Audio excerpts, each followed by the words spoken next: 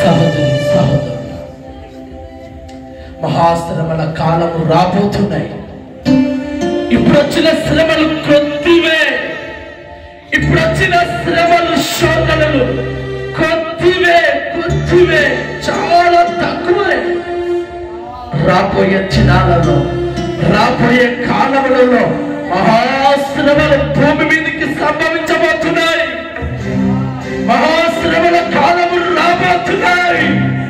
ఈ కాలములు, ఈ శ్రమలు నువ్వు సత్యతట్టుగా కాదు, చిత్రహింసలు పొందుకునేటట్టుగా రాబోతున్నాయి. సహోదరి సహోదరుడా, భయపడవద్దు. నేను నీ ముందు ప్రత్యక్షమవుతాను. నిన్ను ధైర్యపరచుట కొరకు,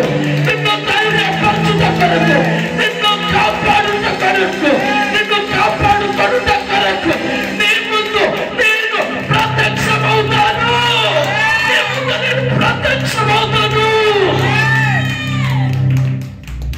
సహోదరి సహోదరుడు, ఎంతటి శ్రమలు వచ్చినా, ఎంతటి శోధనలు వచ్చినా, ఎంతటి కష్టాలు కడగండ్లై, సునాములై, తుఫానులై చెలరేగుకుంటూ నీపై దాడి చేస్తూ, నిన్ను బంధిస్తూ, నిన్ను కాలకగడములో కలిపేస్తూ సాతానుకి బలిగా అర్పించాలని చూస్తున్నా ఎన్నైనా సరే నీ మీదికి వచ్చినప్పుడు ఒకటే మదిలో తలుచుకో, నా ముందు నిలిచి ఉన్నవాడు గొప్పవాడు. నా ముందు నిలుచున్న దేవుడు సర్వశక్తివంతుడు. నా ముందు నిలిచి ఉన్న దేవుడు సజీవుడు. నా ముందు నిలిచి ఉన్న దేవుడు బలవంతుడు. నా ముందు నిలిచి ఉన్న దేవుడు జయశీలుడు.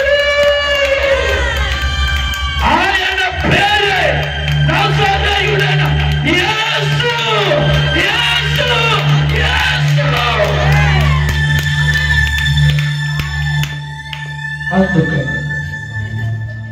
అందుకని న్యాయ నిర్ణేతగా నీ ముందు ఉంటున్నాడు. ఆయన నీతిమంతులను కాపాడుకునే దేవుడు. నీతిమంతులను మరణానికి అప్పగించేవాడు కాదు. నీతిమంతులను శోధనలకు అప్పగించేవాడు కాదు. నీతిమంతులను శ్రమలకు అప్పగించేవాడు కాదు.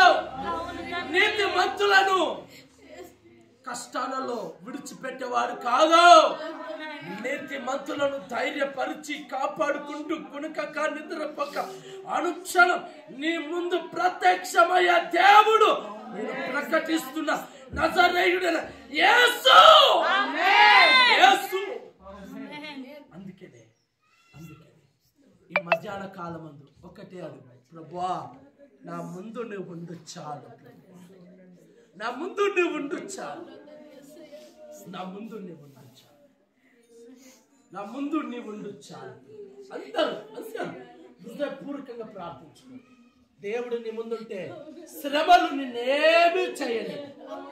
దేవుడు నీ ముందు ఉంటే శోధనలు నిన్నేమీ చేయలేవు.